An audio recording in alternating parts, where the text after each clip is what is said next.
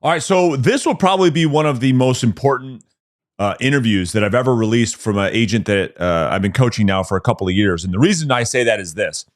In this conversation, you're going to hear us talk about his rise and his fall. We're going to talk about how he was having 50, 60, $70,000 income months. And then what happened when he reached the top that made him lose it all.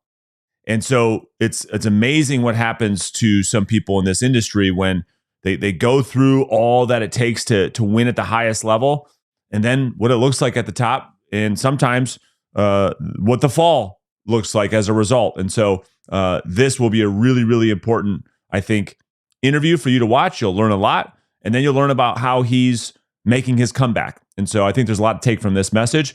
And if you haven't done so already, I'm going to put a link in the description with my brand new script book. So if you're looking for scripts and conversations to generate high quality listing appointments, you can download your copy for free. What year was that when you and I first started working together? End of 2019, beginning of 21. Got it. In that range. I still have texts from Ron from back then, actually, when I was talking to Ron. And when did you get the FSBO domination course? What year was that? 2018? It was somewhere in 2019, because that's about when I got my license. Yeah, that's awesome. So you and I have done this in a couple of times. And so for those of you that are here in the live audience, I think what you are going to experience is some real talk, number one. Number two, a real behind the scenes look into, I don't know how, Mike, you would say it. I'll just say the rise and potential fall of real estate agent success. And so Mike's just got the roller coaster, right? He has lived great ups to where he has had, I don't know, we were talking about it, 50, 60, $70,000 income months, and also some low lows. And so we're going to talk about all of that. So I think a good place to start, if you just give like, I don't know, 30, 60, 90-second overview of your career so far, and then we'll get into the weeds of like the highs and lows. Awesome. Yeah. Well, I apologize, everyone, if my throat feels a little scratchy. Allergies. I'm sure everybody's dealt with that at one point or another. But no, my career, I've been doing this, we're going on 5 years now. And I've been with Brandon for going on 4. We were just talking about, I joined somewhere in 2019 is when I got the FSBO course. My first year, I did pretty well. I joined on a team. I think I did 180,000 in my first year just with the FSBO domination course. Second year, I did even better. Second year, honestly, I did worse last year, which we'll get into in a second, like Brandon talked about. I did worse last year than I did my second year in the business, because in 2020 or 2021, I'm drawing a blank on exactly, but semantics doesn't matter. I did like 245,000, and that was my first year coaching with Brandon. And like he said, I got all the way up. I thought I was too big to fail. I thought, stuff's going to happen. Started taking my foot off the pedal, stopped doing the things that got me there. And honestly, like I was riding, the roller coaster up high. And because the actions, this delayed effect, a year later, I'm sitting there like, whoa, where'd all my business go? And leading to that, I mean, I still did good last year. I did like 180,000, but 180,000 down from 245 feels like a lot to me. So I feel like I'm broke. Yeah. And so let's really talk that through. So I want to talk about the rise first. All right. And so what are the things that you've done that you did that help you build, a $250,000 income in a very, very short amount of time? I mean, you grew that pretty quickly. We're talking about within a year and a half or 2 years of even being licensed to a $250,000 income is a big deal. And so what did you do like when it came to lead generation? Well, I remember it vividly because I started on a team, and I remember that team leader, like I found you on YouTube and I was following the things you were doing on YouTube. I even bought your course. And I'm out there calling FSBOs and expired, mostly FSBOs. I loved FSBOs. And my team leader was saying, that stuff doesn't work. Cold calling's dead. Here, have some Facebook leads, go call them. And I'm like, I don't want to do that. So one day I'm sitting there and I go, you know what? I'm done. I'm leaving. And I left. I went solo and I'm sitting there like, crap, what did I do? So I had nothing but time and the phone. So I just called Fizbo's like crazy. And at first I was like, uh-oh, I made a mistake because nothing was happening immediately.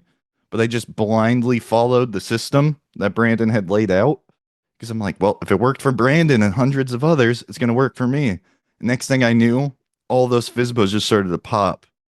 And I was taking 5, 6, 7. I took like 10 listings in a month at like consistently at the high of my business. And I don't know, it all culminated to 2023 was my best year. And there's actually a video about a year ago today where I was sitting here and Brandon's like, you're on track to do 50 deals this year. And I'm like, yeah, I know. And I'm all excited. What actually happened, and I'm going to be fully transparent because I was on track to do it. I won the prospecting challenge. I was feeling good. And I let myself, the alarm would go off and I'd let myself stay in bed. Oh, it's fine. I got deals coming in. I stopped working out. I let myself just go. You quit coaching? Yeah, I left the coaching group too. So like, keep going. Yeah, we're going to talk about it. And you're an open book. And thanks for the transparency. Go ahead. Keep 100%. Going. Like, I just stopped doing the things that got me there. And, and all those deals were front loaded. The first 6 months, amazing. The next 6 months, I mean, I went from taking like 5, 6 listings a month in the beginning, on track to do 50 to 1s and 2s. And yeah, that I contribute that a lot to a lot of mistakes I made. But yeah, and we'll talk about it. Learn. Yeah, you live and you learn, right? The learning truly is in the mistakes that we make, right? And so going back to really quick, and I think this will resonate with a lot of agents that it is hard for them to do what it is that I ask them to do. And the reason for that is they have everybody, including a lot of times their broker. I mean, this person that they see every day telling them, what are you doing on the phones? Like, go do, social media and go do all these other things. And so they have this thing in their mind. They're like, is what Brandon's asking me to do, is it actually going to work? I've got all these people telling me, dude, what are you doing? First off, why do you believe that leaders, we'll call them leaders, people with a title in this business, tell people not to proactively reach out to homeowners looking to serve them? Why do you think they tell agents that? That is a great question. For me, when I was on the team and the brokerage I was with, I was at a brick and mortar brokerage and they were getting sued for that kind of stuff. So I think that's a big reason. Also, they just don't know what to do. They're used to this model of stack them up. We make money off of head count. And so much so, I actually got sick of it because I was having success. But it was funny. I'd walk in and people would glare at me. They're like, that's the weirdo. He calls Fizbos and expired. So I actually left the brick and mortar. I'm in like a cloud-based brokerage. I don't see anyone besides this community. Yeah. So that's interesting. I think, and you're right, because environment is so important. But if you're in an environment where you're looked at as the weirdo, like, oh, that's that person, like to your point, he cold calls, ew. I'll tell you why. Even if I were to interview the live audience right now, the vast majority of real estate agents' business comes from the people that they know. Now, the problem with that is not scalable, right? Like I'm talking about, when I talk about the vast majority, I'm talking about people that are doing 3, 4, 5 deals a year, right? Those deals are just coming as a way of being lucky, being in the right place at the right time when Uncle Bob needed to sell, or little cousin Johnny got married and he wanted to buy a new house with his wife. That's 90% of the homes that are being sold. It's through that channel. We have 1.5 million people that are licensed and they're in the right place at the right time. Most people get into coaching to say, well, I can't scale that. So I got to look for a way to generate business. And so the brokers, to your point, it's recruit. And if we get a lot of agents that sell to their friends and family, we'll be just fine. And so that's why most brokerages have like 1, 2, 3% of their agents that are the top producers. And what do we know about all of them? They're all being coached and they're all outbound lead generation. Yep. And that's kind of where I was. I rose to the top of the board. I was getting the plaques. Everybody's like, "Oh, how do you do it?" And I would tell them. Nobody wanted to do it. That's right. And I just left. I was like, "All right, peace." And everybody's like, "You're crazy. Why would you do that?" I'm like, "That's what you told me when I was calling FSBOs, so I must be doing the right thing." Yeah, and I went through the same experience, and then I will move on to get into the tactical piece of this, so the audience can get some takeaways. I went through the same thing. I started winning every award at my brokerage. I was the top listing agent in the market, et cetera, et cetera. And then everybody was, "How do you do it? How do you do it? How do you do it?" And I said, "I promise you don't want to see this. Like you don't want." It's like somebody going up to somebody who's in really, really good shape and saying, "Well, how did you do it? I want to look like you. I want to feel like you." No, you don't. No, you don't. You don't want to wake up at 4 a.m. to go. You don't want to work up at 4 a.m. You don't want to eat 200 grams of protein, 2,000 calories a day. You don't want to work out. You say you want it, but when it comes to actually time to do the thing, huge disconnect. Our whole industry is based on that. I want to make a lot of money. No, you everybody does. That's ambition. But when it comes time to actually do the things that's required to make a lot of money, everybody disappears. Everyone goes into the witness protection program and they're hiding. In full transparency, I fell into that. Even the people who have successfully done it have those moments. I want to throw that out there in case you're feeling like I felt imposter syndrome. Like, oh, well, I was doing this. Like, why do I feel this way? I'm not one of those people. Everybody does it. Yeah. I bet Brandon even felt that way at one point. Absolutely. Well, I felt what you felt. When I prospected for 10 years in a row, I'm like, do I have to keep doing this? When can I stop doing this? It's like, well, never. You never stop doing it. There is no end. This is the business that we're in, is talking to people. And so, all right, so you build this business through FSBOs, and then you have your best year in 2023 or the first 6 months of that. What other lead sources were you working? Well, the first 6 months, it was 2024. Whatever year it was. I think it was 24 where it fell. 23 was the year before that. That was doing amazing. Yeah. So let's talk about that first. I don't want to talk about the fall yet. Let's talk about so what other lead sources were you working? Because at the time you were also like the 50 contacts a day guy. That's what you were known for. That was your brand. It was like, it wasn't all 50 FSBOs a day that you were calling, was it? Most of it would be FSBOs. When I'd run out of new and old FSBOs, I would probably be at like 25, 30, because I was the guy who was sitting there calling FSBOs 6, 7, 8 times a day. Where they'd pick up and be like, "What the hell do you want?" Pardon my French. Then it turned to expireds when FSBOs stopped becoming a thing. And then it would just be, honestly, well, I suck at follow-up. I still suck at follow-up. Something I learned is that something I learned in this crash, which we'll get to in a second, is I was very, very churn and burn, which is where I need to correct. I think that's what made me feel burnt out. But honestly, like if I'd you never run out of leads. I mean, you just pull up a likely to list, an absentee owner list. You just start calling. Yeah. I would go until my lead sheet was full. That was it. And sometimes I would be here, like during the prospecting challenge, I did 12, 13-hour days where I was doing nothing. Like I forgot to eat. I was just sitting at this desk calling because I'm like, I'm going to win this thing. I'm going to win this thing. Yeah. So that's great. That's not healthy. I found out. Yeah. And so, I want to talk about the transactional model and what you learned there, because going back to the burnout piece, which is part of the fall, I think if you build this thing right and you're building if you build it in a way that every client becomes more clients, and you're taking care of the clients, and you're actually building a database and a pipeline, that yes, you still have to talk to people 5, 10, 20 years into your career, but the who changes. That's what makes it different, right? So like if I do 20 contacts a day, and I told you this before, you've heard me say this, but for the audience, I never have to call a FSBO or expired again. The 20 people I'm talking to is all past clients, all referral partners, all people like that. So those conversations are very enjoyable. The conversions are very high. So the work doesn't stop. It's just the enjoyment factor increases, and the resentment starts to go away. So Yep. in that conversion process, talk to us a little bit about the process of conversion. So you would call these people. What model did you follow? Were you setting preview appointments and then following up? Were you going right for the listing appointment? Like, what was it?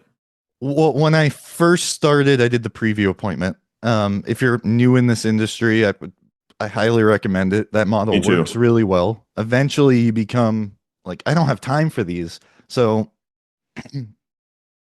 being honest, and something I'm still working on, is because I found out I was very transactional. Even the clients I sold 3-4 years ago, I've been trying to get in touch with, and I'd be like, hey, it's Mike.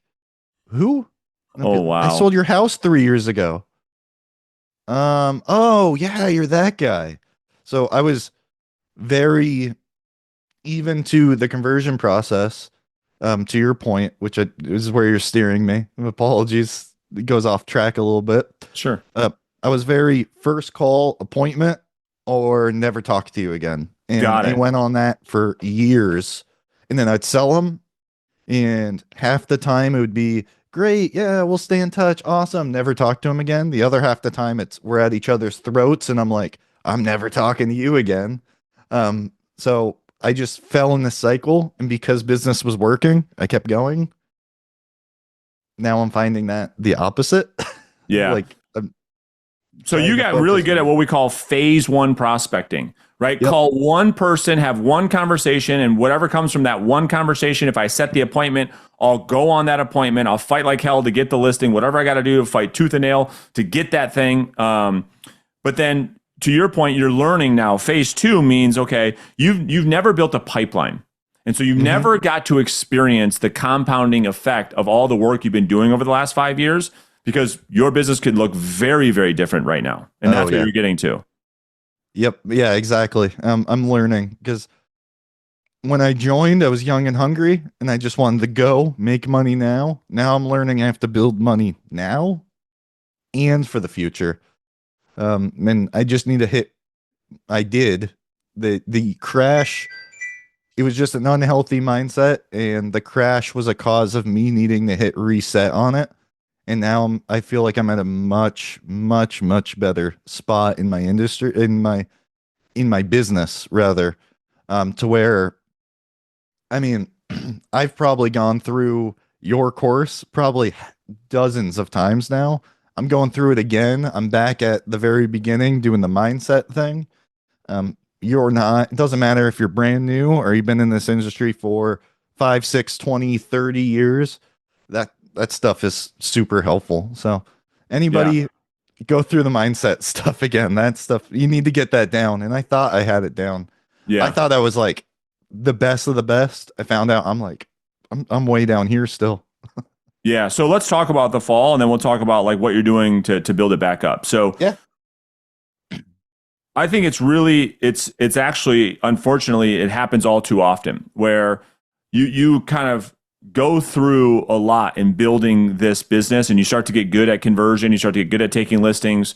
And then to your point, it's really a matter of first, not understanding that the 90-day rule is happening, that you just don't know it.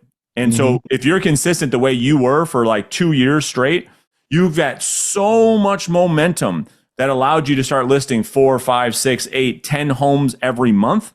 And when you took your foot off the gas, the same way it didn't happen immediately is the same way it doesn't happen when you take your foot off. So you stopped prospecting, and because you kind of thought, I made it now. I'm good now. I'm making a lot of money, right? You're making a lot of money. And so you got really complacent. You got really comfortable. And it took a while for you to notice. And how long did it take you to notice until things started to dry up? You said, what did it? Was it about 6 months? Yeah, it was probably even closer to 3 months, which is funny because that's exactly 90 days. I had that best month of my life, and I said to my wife, let's go on vacation. So we went on vacation for like 30 days. I came back. Wow. Was still closing deals. I'm like, this is probably fine. Another 30 days went by. It started to slow. And I'm like, oh, well, I'll start prospecting, but I wasn't doing 50, 60 contacts. I was doing 10, 15. And even that, I wasn't waking up every day and doing it at the same time. Just when I felt like it. And all of a sudden, I'm like, wait a second. Nothing. I have nothing. There's nothing on the market. I have no actives. What's going on? Like, So it happened pretty quick. So within 90 days, you had your best month in the business, which you and I are forgetting what that was. I don't know. I think it was 70 grand or something you made in a month, 60 grand. I don't know, 50 grand. It was like 12. I mostly track my business off unit. So it was like 12 closings in 1 month, whatever that would add to GCI. It was probably like 75,000 in okay, fair enough. And then you have your best month ever. And like so many people do, is like, okay, I'm going to stop doing all those things. You took a month vacation. Is that what you said? Something like that. Yeah.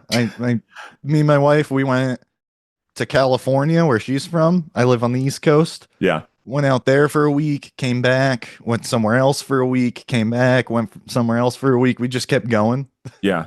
I'm like, we got all the money in the world. I cracked the code. I have a money tree. And it took a lot. I'm still working on it, but there's somebody that like I'm learning a lot. And it's funny because I was recently talking to this kid. He actually just joined the community. I'm going to butcher his name. Antoni, I think is his name. Shout out to you. I was talking to him and he's brand new in the industry, 19 years old. Reminded me a lot of me when I started. And he's like telling me like, oh, I look up to you. And I'm like, trust me, I'm nobody you want to look up to. It's like, I remember being there, looking up to like the people that where I'm at.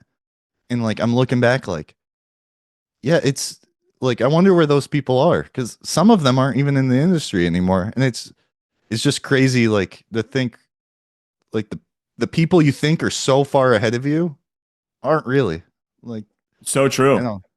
But like looking at him, I'm like, it kind of like he helped change my mindset a little bit. Even this was only 2 weeks ago. So like I'm still working on it. And what that means, just for everybody watching, is what he's trying to say, Mike. I think what you're trying to say is that there really, really, really, really isn't this magic secret sauce that everybody that's on their way up thinks that there is. They think the Mike Smuts, who, again, $75,000 a month, he must know something I don't know. There must be a secret. I'm telling you, there's got to be a secret to this. What you're saying to everybody here is there is no secret. You're struggling to wake up to make those calls every day, just like everybody else. And the ones who win, it's just a simple thing. If there was any secret, it's this. It's the C word. It's consistency. That is the ultimate competitive advantage in this business. Those agents that are consistent win at the highest level, and the rest of the 99% that aren't consistent struggle their whole career. Well, like I told him, I actually look up to him. If there's any secret sauce, which Brandon said there isn't, I think he has it more than I do currently. And this is why I started looking up to him, because he was hungry, ready to go, willing to do whatever it took. And I'm like, I lost that. How do I get that back? So like, it's funny because he was like excited to meet me, but like I'm learning more from him than he probably is learning from me, which is crazy. So I tell all these stories, right? So I want your take on this. I tell the story about the thermostat, right? The comfort zone. You've heard me talk about that. You've heard me talk about the pain pendulum. Now I want you've been on both sides of it, right? So what happens to most people is when they start earning a lot more money than they actually need, they actually stop doing the painful thing. To your point, this is exactly what happened. This is your story so far, is you started making a ton of cash. And it's like, oh my God, you even told your wife, like, I got so much money, I don't even know what to do with all this money. And so you went on a sabbatical for a month. And that's because, right, you're not used to, it wasn't a standard for you to operate and to earn that level of income. And so you weren't emotionally mature enough to keep that momentum of income going, because once you got, it's like people that win the lottery. I don't know what the statistic is, but the vast majority of them go broke because they don't have the emotional maturity to handle all of the money. The same thing happens with realtors. is they come into this industry never earning that much money. They have a $40,000 month because they sold 4 houses. It's like, I'm rich. And I've never seen that much money in my life. I've never seen that much money in my life. And then they stop working and then they just ride this vicious roller coaster. So now this time around, kind of like your second shot at this, talk to us. Like, how are you being consistent? What is your mindset? What are you telling yourself on a daily basis to get yourself up and keep going? Because you're getting up every day at 4 a.m., yeah? Yes. And not as consistent as I want to be. I want to sit here on some metaphorical high horse and tell you I'm so great. Yeah, waking up at 4 a.m. every day. There's been days I've missed. In fact, even this morning, alarm went off at 4. I pressed snooze till 4:30 because I'm like, I don't feel so good. Let me sleep in an extra 30 minutes. So it's been a struggle, but again, I'm going through. So let me pause. Let me answer this a different way. Yeah. I am. When I got to the high, I thought I knew better than everyone, even probably, no offense, Brandon. Absolutely. I was like, totally. You know better than me. I'm doing so good. I know everything I need to know. I don't need coaching. I don't need support systems. I got this. And I learned the hard way. Yeah, I do. So I hit refresh on everything. I'm trying to take myself back to like the new me, like that. Like that's why I brought up the Antoni. Like I respect the crap out of that kid because he's got the drive. I think he's going to succeed. I'm trying to put myself back in his shoes. So I'm hitting refresh. I'm letting go of all my preconceived notions, let's say, and I'm just putting my blind faith into Brandon and his systems again, because that's what got me there to succeed. So again, I went through the mindset course.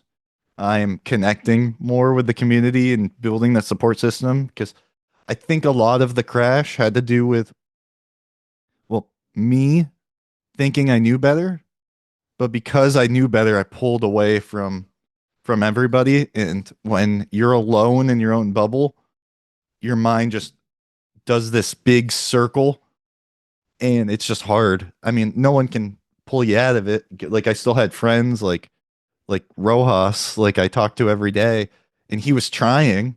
He's like, dude, I don't know what I can do to help you. And I'm like, you can't, I'm sorry. Like I just had to pull myself out.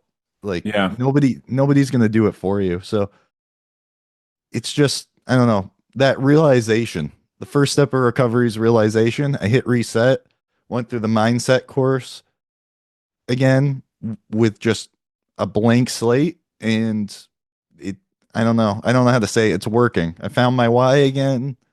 I feel better. Started working out again, eating better. I'm sorry if I got a little off topic, but no. It's just really like an exact answer. This is what we're talking about. Everyone wants to like, what's the secret tactic or strategy or technique? You guys, it's not that. It's what we're talking about right now that will make the difference whether or not you win or not. Because ego is the enemy. Ego is the enemy. And the egos in this business are like everywhere, right? Everybody knows everything. It's like, well, if you know so much, like, can you show me your bank account? You know what I mean? It's like, ego is the enemy. And so first off, it's being self-aware. And then the other thing you talked about, which I wrote down, which is the importance of environment. Mm-hmm. You cannot succeed on your own. That's why it's like plug into this community. That's why the prospecting challenges every month are so important. This is where you're going to meet everybody. We've got one coming in 2 weeks, right? And I'm going to win it. What's that? And Mike's probably going to win it. Mike probably will win it, but I'm telling you, the environment that Mike's talking about is so critical. So what is your 2025 goal? We'll call this like your comeback campaign. So what does 2025 goal look like for you? Oh, I'm starting behind the 8 ball, but I'm actually doing it this year. I'm closing 50, no matter what, come hell or high water. I love that. I'm making up for the failure. Yeah, that's awesome. So 50 deals in your market is worth how much in income? I did the math. I think it's like 465 in GCI. Got it. Okay. And then how are we going to do this? Let's give the people some tactical takeaways. So let's just, we'll kind of bullet it down, and then we'll open this up for Q&A. You guys can ask Mike anything you want. All right. So now, what does your lead generation strategy look like in 2025? What sources of business are you going after? Well, I leaned too heavily on instant gratification, right? I looked at expireds and FSBOs and I was just, what can I get a listing today? So I'm still going to do those, don't get me wrong, but I actually am breaking up, and I took this from, I forget, some Monday call. I went back and watched a bunch of them from you, and you were talking about whoever you're talking to, you're saying 10, 10, and 10, 10. I'm taking Ian and Taylor. Ian and Taylor. Yep. They did get 53 a day. And so we were breaking it up. Yep. Keep going. Yeah. So I'm doing that. I'm focusing half of my stuff now. Well, not half. I actually broke it up into thirds. A third is bottom of funnel business. A third is that middle, and a third's like top of the funnel. And I'm diversifying so that I'm feeding myself now, but in the future as well. All right. So how many contacts per day does the business plan say we need? Right now it says 60 because I'm using default conversions because I'm legit hitting restart. Like my old conversions, I had high conversions, and even during the restart, like I can set appointments. Converting them on listings is pretty difficult nowadays for me for some reason. Yeah, and we'll talk about that. So 60 contacts a day, you're splitting up into third, expireds, FSBOs. What's the middle of funnel data source? Mostly follow-up, database, referral partners. Crap, I have this written down somewhere. I should have pulled it up before this. That's good. What kind of referral partners? I'm just going to go rapid fire. You're good. Yeah, keep going. Lenders, divorce attorneys, builders, anything like that. Cool. And then top of funnel, what are you working on? Absentee owners, circle prospecting. I've been getting into absentees, that kind of stuff. All right. Mostly likely to list. I'm falling in love with likely to list styling. It's so much nicer than this expired game I've been playing for years. That's right. I've been trying to tell everybody to wean them off this addiction. But hopefully you're taking me up on it. I'll tell you that the highest lead converting things right now, even with people, even with ISAs calling that have no experience, is the downsizer list. We just reconfirm that again in a conversation. So for everybody out there that wants to do some top of funnel lead generation with no competition, the likely to list or downsizer specifically, the people of retirement age, that list converts the highest. So that has a similar conversion, like 10% contact to lead, which is really high. Okay. So then what are you now going this phase 2, lead follow-up? Walk us through what that looks like for you moving forward. Well, I had this complicated system. I was automating so much, and I'm like, and I'm barely calling them. And I'm like, sorry. I literally stripped it back to the basics. I went with the folder system, except I did it in Follow-Up Boss. So I just have a smart list that says, with a stage that says hot, warm, nurture. And then with the nurture, I have a month tag. And then I just have a smart list that bases it off of that stage. And then have I talked to them in the last however long, the last week, last day, whatever. That way, like if I call somebody on the warm list, I didn't talk to him that week, I can call him again later in the week. Yeah. And I would just good. I'm glad you said literally just that, because all that other stuff, and I've said this for a long time, it's the calling that gets the conversion. All the other stuff, it helps, but it's like that's the 20, the 80, right? The 80% of the conversion is going to be in a voice-to-voice conversation that everyone's looking to get out of. You can't automate lead follow-up. All right, now talk to us about the presentation really quick, and then we'll open this up for Q&A. So I know you're saying that this is still one of your biggest challenges. Have you gone through the new listing presentation training and starting to implement some of that stuff? I've gone through it 2 or 3 times now, and every time I watch it, I'm like, I got this down. And then I go and do it, Like I did one yesterday. It was on Zoom. I have the recording of it, and I watched it back. I'm like, they was supposed to be 45 minutes. Why is that 2 hours? And I'm rewatching it, and I'm like, I have the script next to me. I'm like, I thought I was on script. Whoa, I went way off. Like, it, the new presentation is powerful. I love the new presentation. I don't, I don't have an answer of why. I can't internalize it correctly. I'm still like leaning on the old presentation, which is good. But because I don't have it down packed with the old presentation, and again, I was calling mostly expires and FISBOs. So my conversion was probably like 75% met to taken. I'm probably down at like 40% right now. And that's the thing I know. Because I can call and I can set appointments like crazy. It's converting them is my struggle right now. And I know that's where I need to focus. And old me would be like, whatever. The new me realizes that's the part where the rubber meets the road, right? Right. Like It's so true. Now, just to be fair to yourself, though, the 60% that you're not converting now, is that no's forever, or is that just because some of these appointments aren't ready to list yet? now they're so I In other take words, out the let me ask Yeah. you a better question. The appointments you're going on nowadays, how would you classify those? Would you classify those as a QLA, right? A qualified listing appointment, or are they more of a, they are?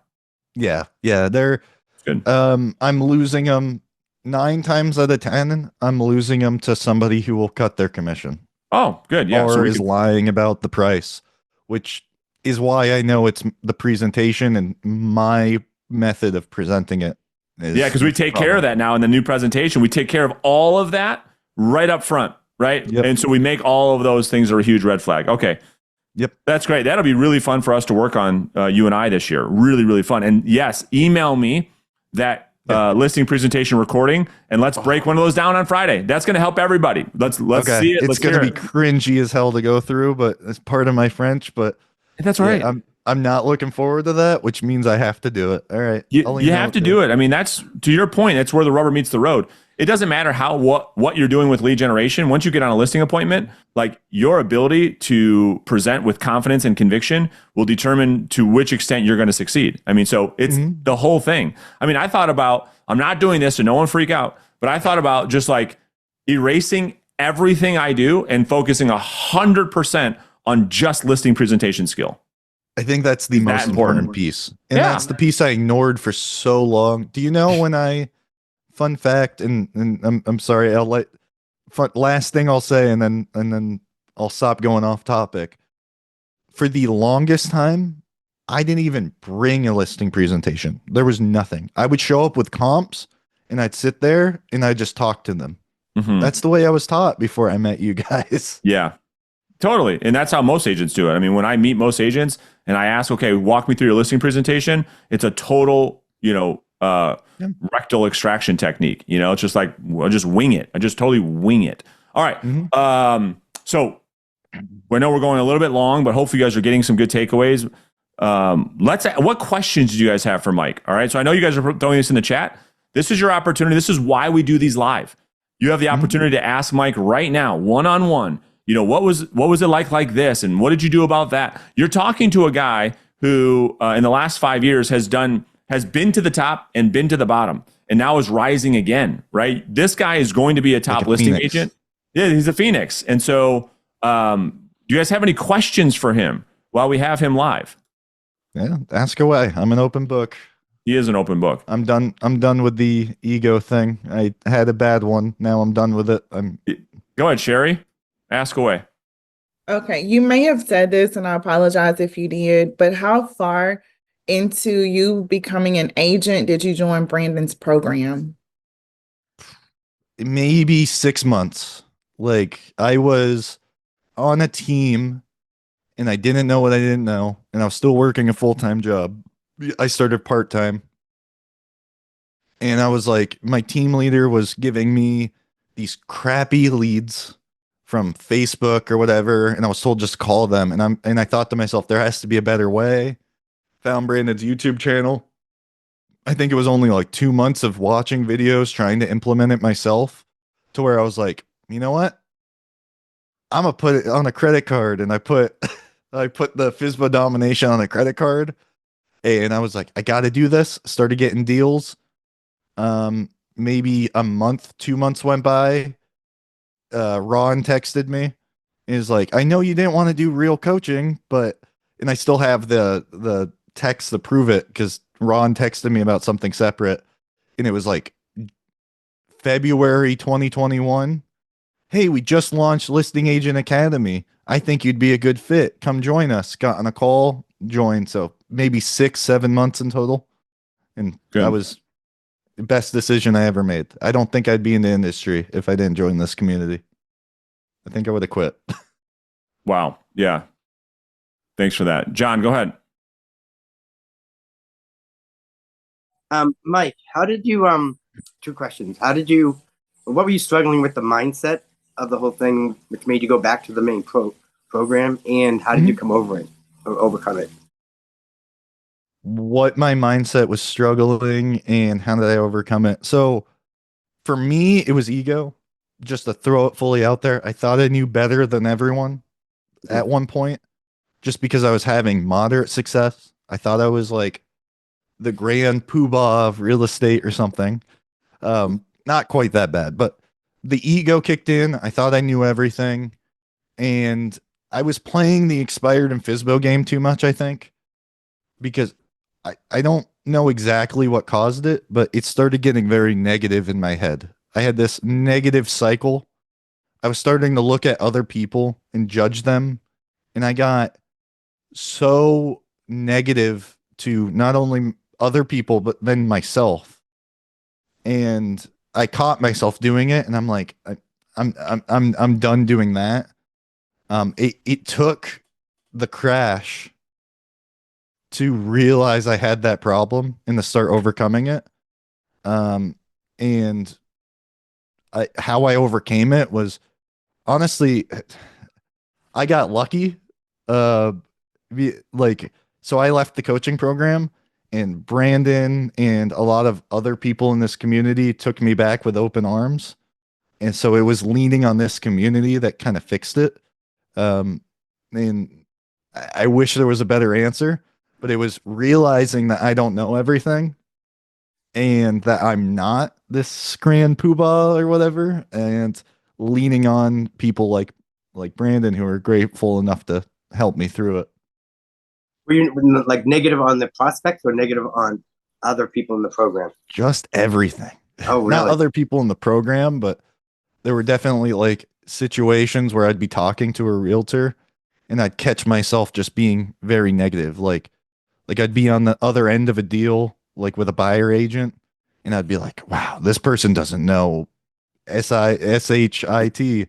Like I'm so much better than you. And I was like, that mindset does not serve anyone.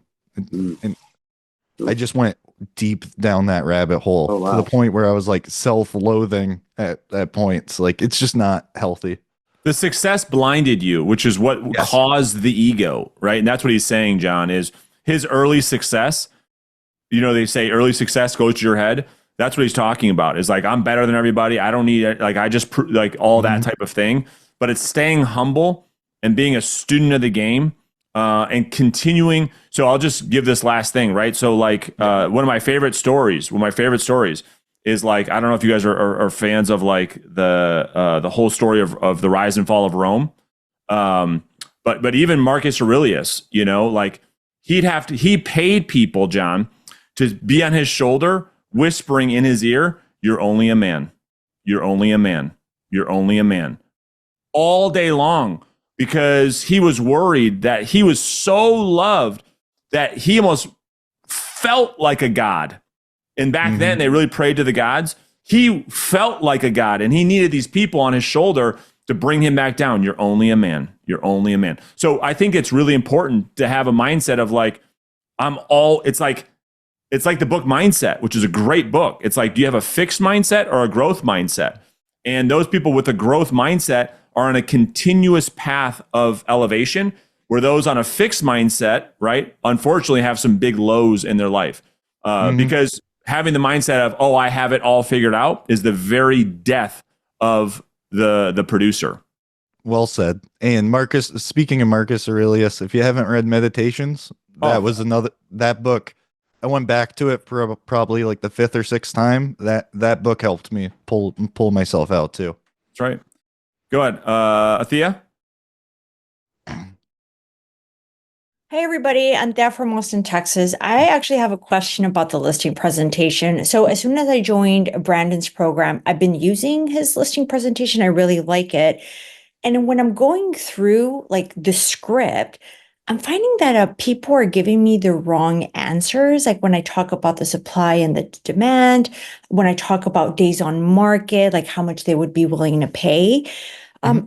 So at this point, when I went on a listing presentation this month, I kind of omitted that. So my question to you is, are you following that listing presentation to a T, or are you adapting it based on the personality of the seller, whether they're super direct and they just want it done quickly? How are you going about that? I think you have to read into the personality type, the DISC assessment, right? You're not going to communicate the same way to a high D who wants to be very direct that you are a C who wants all the information. So I am adjusting it a little bit, but at the same time, I fell into a trap of I know better, so I'm going to do it my way. And that's actually what led to my demise. So I'm following it almost to a T to where even Brandon says in the course, yeah, I'd start adjusting this to your words. I'm trying to memorize it to the point where I'm saying it exactly how the paper is, and then I'll start adjusting. You have to implement fully before you start making changes. That's my mindset. Am I correct on that, Brandon? Yeah, and Athea, I would just say too, right? It's if the prospects are giving you the wrong answer, often it's because we're asking the wrong question. Okay. So, and I was thinking that too. Yeah, it could be. Do we understand what it is that we're looking? You see, it's very hard to go from what most people learn, which is I'm going to tell somebody something, to using the Socratic method and asking questions to get the person to arrive at their own answer. That is hard. It is much easier to tell a seller, listen, if the house sits on the market for a long time, you're going to end up getting a lot less money than you did if you were to sell it quickly. That's easy. Anybody can do that. But to ask them questions of Socratic nature, to get them to arrive at that on their own, that's hard. And so that might just take you a little bit of time to get there. Mike, you want to add something to that? I was just going to say, definitely, I'm going to send the presentation I did yesterday to Brandon. Definitely tune in on that because I have that same struggle, and Brandon's probably going to answer that in that breakdown. Yeah. I would ask a question expecting one response, and then I'd get like in this one, like she was a very talkative person. So am I, if you can't tell. She would just go down this other rabbit hole, and I'm thinking to myself, wait, that's not what I asked. Like, so I think interesting. If I hear correctly, you're having the same problem. So it'll probably be a good one for you to listen to.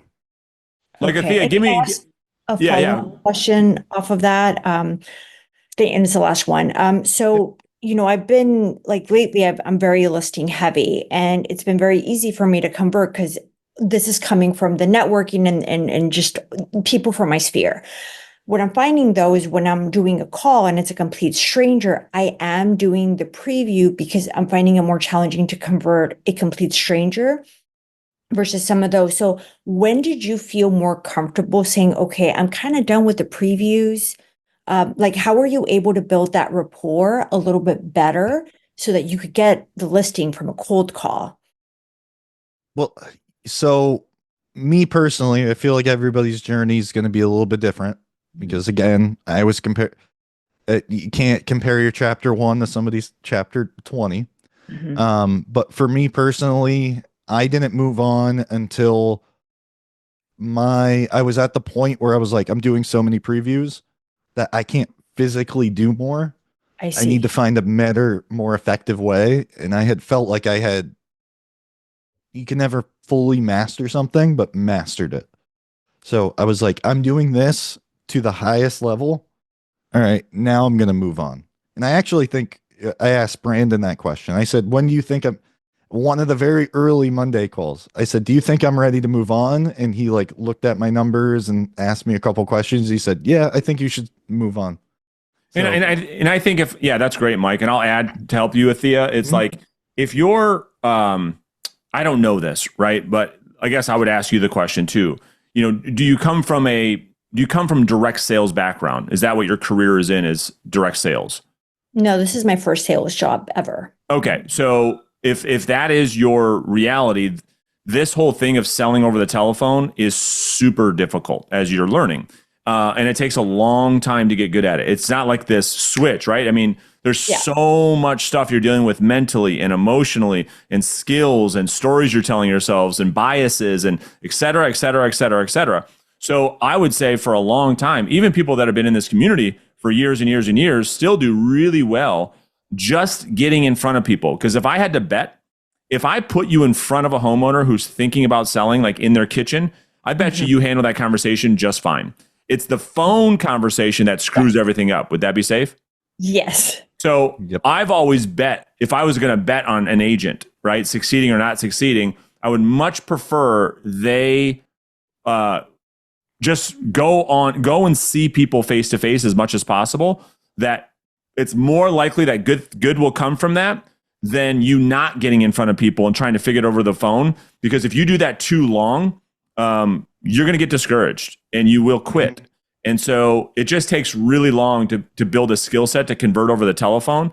I would much rather you say as little as possible, get in front of as many people as possible, and allow the conversion to be a process that happens in person right now than over the telephone. That's why we use the preview appointment as a mechanism of conversion.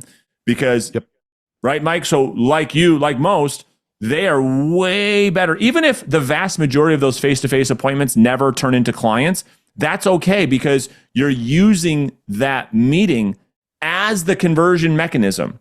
You're not using the phone. So you're going to meet with people to actually qualify, not the phone to qualify. Yeah. Yes, everything changes in person. And I 100% agree. I was probably doing that for 2 years before I finally moved on. But again, my change is different than yours. And I'm actually, fun fact, thinking about going back to the preview method just because I felt like my success was better that way. I feel like my conversion ratios. So yeah, that's great context. Thank you. Yeah, that's great. Go ahead, JR. Oh, just unmute real quick. Oh, unmute. JR, unmute first. Your mic's muted, buddy. Yeah, lower left corner.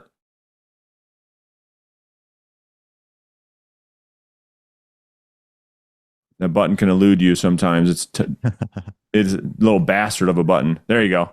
There we go. Got it. Thank you. Sorry about that, guys. No problem. Okay. Brandon, so glad that I found you and your coaching. But I do have to say, the community, even in just the week or so that I've been doing this, on a daily basis, like my mind is being blown by like, oh my God, this is all the people. This is my people. I found my people. So, Mike, on that note, I mean, almost in sort of an intense level for me, I feel like Mike was exactly where I feel like I am now. And so excited to see you've gotten past this. And without going on and on about how also I felt sort of like the freak show at my brokerage, they didn't support what I'm doing. I'm wondering, is there any one first step or focus item? I know there's no one item, but a first thing to get started with that you thought was really important to get yourself back on track. To get yourself back on track from, I'm sorry, could you get? Sure. To get yourself back on track from having a spectacular number of years, from having my ego get too big, and then having my business seem like it has fallen apart because I don't, for all of those reasons. Okay. Yeah, no, I get it. I totally get it. I mean, you already did, in my opinion, you took the right first step. You said, you're only a week into this community, you said? Yeah. Yeah. I mean, how has your mindset been feeling since joining the community and involving with calls like this? It's, I mean, without being too much of a rah-rah cheerleader, like it feels like night and day and feels like really exciting. I mean, I think the question is kind of already answered in that.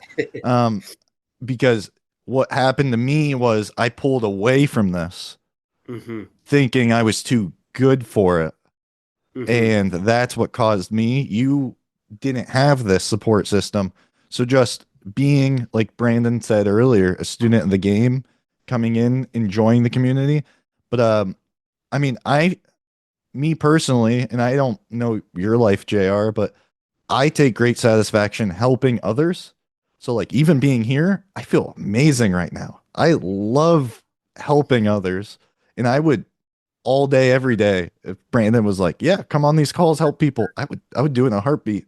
You wouldn't have to pay me anything. Like Well, and I'll also add, JR, that Yeah. you're just getting started. And so to Mike's point, I would tell you that the number one thing that will determine someone's mindset, someone's results, et cetera, is the environment. It's the environment. That's what it will be. And so like on February 3rd, I'm hoping that you've got that time blocked off to participate in a 3-day prospecting challenge. You will feel just like incredible because you're going to be in an environment with a bunch of people. The outcast will be everybody else that don't work in this industry. And now you're surrounded with people that are pouring into the work. You're going to say, this is what it's supposed to feel like.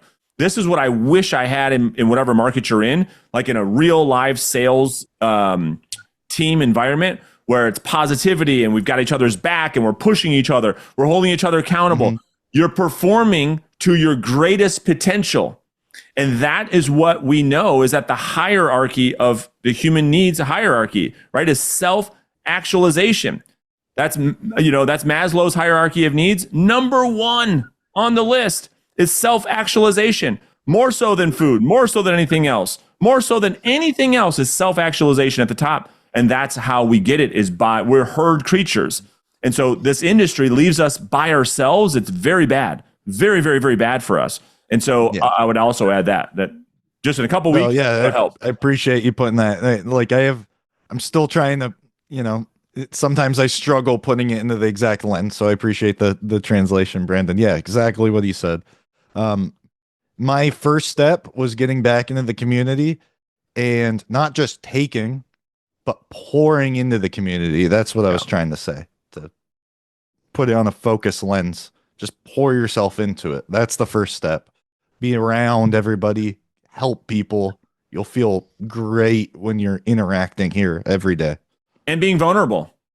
Mm-hmm. Like, being vulnerable. There's no filters here, so it's really, really being open in this community to say, guys, I'm struggling with this thing.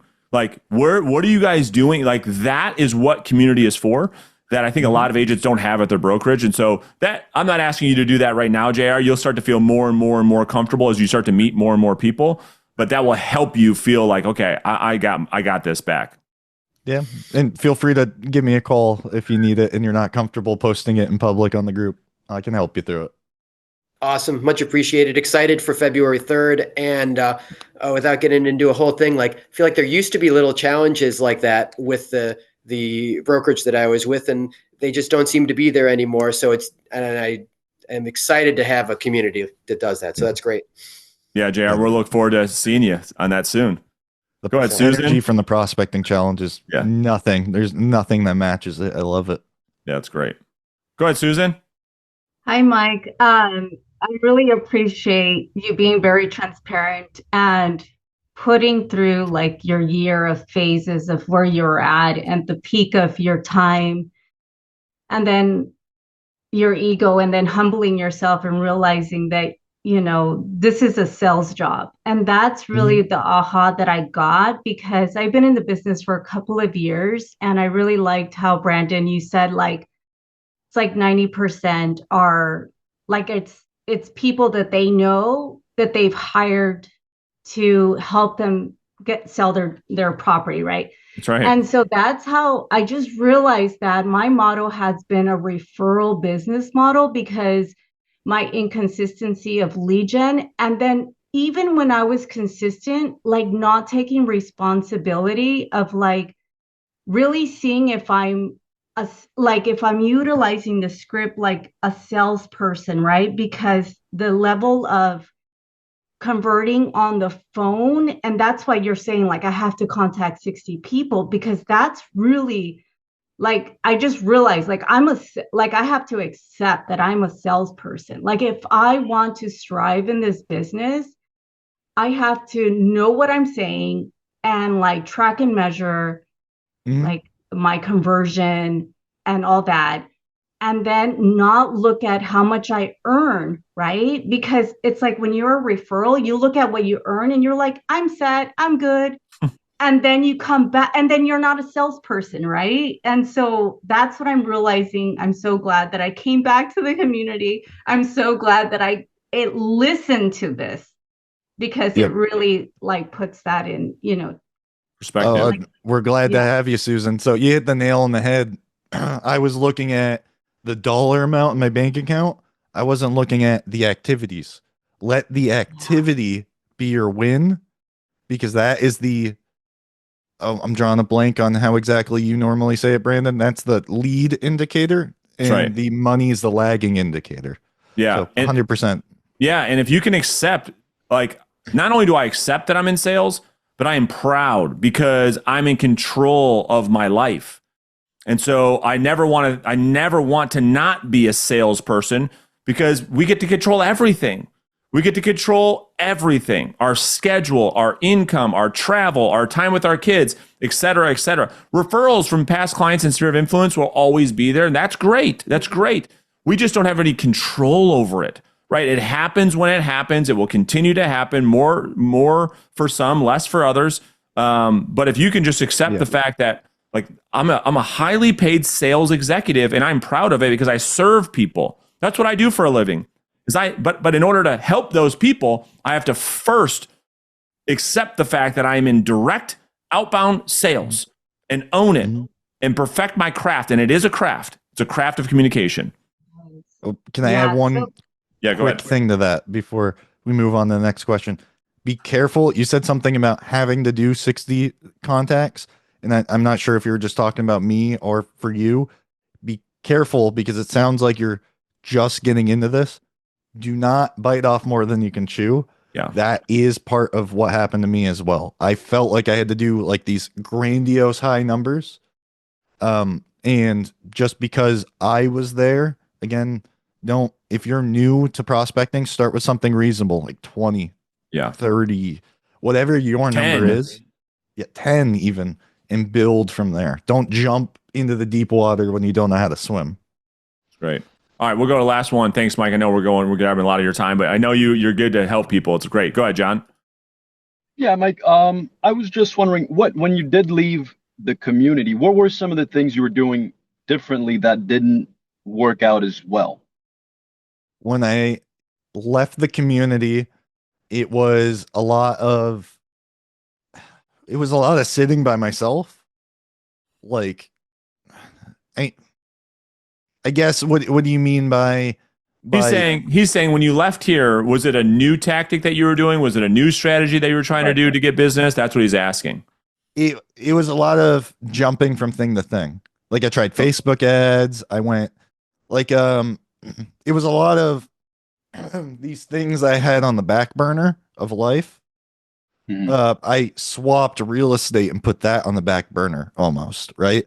Like I had all these dreams, ambitions, and I thought, oh, well, real estate's working. Let me just start looking at these other things. Like one of my dreams, like I was telling Brandon before this call, one of my dreams is I want to become a public speaker. Like I want to build that personal brand and be like invited on stages, and I want to talk. So that was one of the things I swapped with real estate.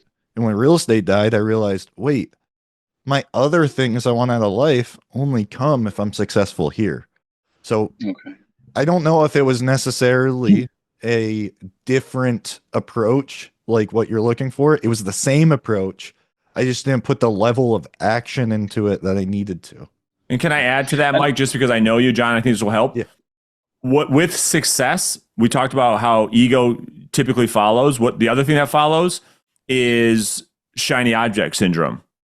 So it's like, okay, now that I have this money, I'm not going to call anymore. Now I'm going to try all this other stuff. I'm going to start to, here's the best thing, right? I'm going to start to have multiple streams of income. Right. And so I'm going to do a little bit of this. I'm going to do a little bit of that. And then it just takes a little while for you to diversify your energy into all these different things to end up with nothing versus going all in one thing and producing an actual result. And so Mike, is that fair? Yeah, you just, yep. I feel like you looked into my bank account. You would, all this, hey, I'm going to spend money over here, build another source of income. And that took away my energy and thought. That Brandon hit the nail on the head there. I can't tell you, John, how many times this has happened. I mean, I've had really good friends in the business chase shiny objects right out of the industry. I'm talking about top producers making $500, $600, $800, $1 million a year. And then they say, okay, now that I've made it, I'm going to go build a solar business. I'm going to go build a brokerage. I'm going to go build a coaching business. I'm going to go build a social media influencer thing. I'm going to go whatever, just input whatever you want outside of making the calls that actually make me a lot of money to feed my family. I'm going to do anything but that. And then it's just a matter of time before they go broke chasing all these shiny, sexy things for them to come right back to the basics. And here's what we know. Mastery, it comes to those that execute on the fundamentals consistently over a long period of time. Make the main thing the main thing. That's right. Right. Go ahead, John. Awesome. Appreciate that. And I really needed to hear that. Thank you. We all do. I have to be reminded of it. Ask Ben. I wake up every morning. Dude, we could do this. We could do this. We could do this. And Ben's like, dude, keep the main thing the main thing. I'm like, yep, you're right. You're right. You're right. This is boring. This is super boring. I'm just kidding. I love all of you. But I'm just saying, like, I want to do a bunch of stuff, you know? And Ben's like, no, this is what we do. Go ahead, Mike. What's the book? Is it like Sales Rocket or something? I know you've probably read it, Brandon. Or it talks about the visionary and the implementer. Ben is definitely your implementer. You're definitely the visionary. Big time. And that's how my brain works. But like you have to learn, if you're the visionary, to be able to slow down, because you can't build all these things. Like there's people out there like me and Brandon, and probably thousands of you, 50% of the population are out there going, and we can do this. And Rocket Fuel, somebody said, yes, great book. I love it. But we're out there going, we can do this and this and this and this and this and this. And what if, and the what ifs are what kill you if you don't have somebody like Ben, from what Brandon just said, that is holding you and saying, hold on, let's slow down. Just because you can do something doesn't mean you should do something, right? And it's like, keep the main thing, you know? And I had the worst shiny object syndrome early in my career. I think I told all of you, you know, I was like a couple $100,000 into debt. I was with every coach. I tried every single thing out there, all of it, you know? And I just said this on the Monday coaching call. My income, John, was never the lowest to when I had the multiple streams of income. I had rental real estate. I had a real estate brokerage. I had a mortgage company. I had a real estate sales company. I was like trying to coach some agents on the side. I had my title and escrow company. That's when my life was the worst. Most people are like, wow, dude, you got a lot of shit going on. Yeah, a lot of shit going on is right. A lot of shit going on where I'm not making money and I've got all these personal guarantees and all these buildings and going into debt here, there, everywhere, you know, under promising, over delivering on everything to everybody, et cetera, et cetera. Dude, it was a disaster. And we all chase it because we see people at the top and we compare their chapter 20 to our chapter 1. It's like, well, dude, look at Patrick Bet-David. He's got 25 companies right after he built his insurance company for 20 years, sold it for $100 million. Then he started something else. So yeah, go build a $100 million empire and then start your next hobby, you know? 100%. And that's what I'm doing right now. I stripped everything but real estate. I'm focusing on that. I'm done with focusing on rev share. I'm done with focusing on these SaaS businesses I was trying to build, these affiliate marketing. Screw it. Focus, going all in on this. The success from the other things will follow after. last thing on that, we're done. That's what I learned from my mentor, Dan Gilbert, the guy who owns the Cleveland Cavaliers and Quicken Loans, which is now Rocket Mortgage. Same thing. He has over 350 companies that he owns, but guess what? For 30 years, he had one. For 30 years, he was an overnight success in 30 years, built the number one mortgage company on the planet, then started company 2. But realtors have a year of success, and it's like, okay, now I'm going to be this influencer. I'm going to write books. I'm going to do this, that. Yeah. It's like, dude. Anyway, Mike, thank you so much. Yeah, focus and discipline is the ultimate competitive advantage in this market. So if you could stay focused, keep your head down, stop looking at the girls in red dresses, you'd be in really good shape. Thank you, everybody. Thank you, Brandon, for having me back. I'm appreciative for everybody here. Awesome. Thank you, Mike, for doing this for everybody. You guys have an awesome week. We'll see you guys soon. Appreciate it.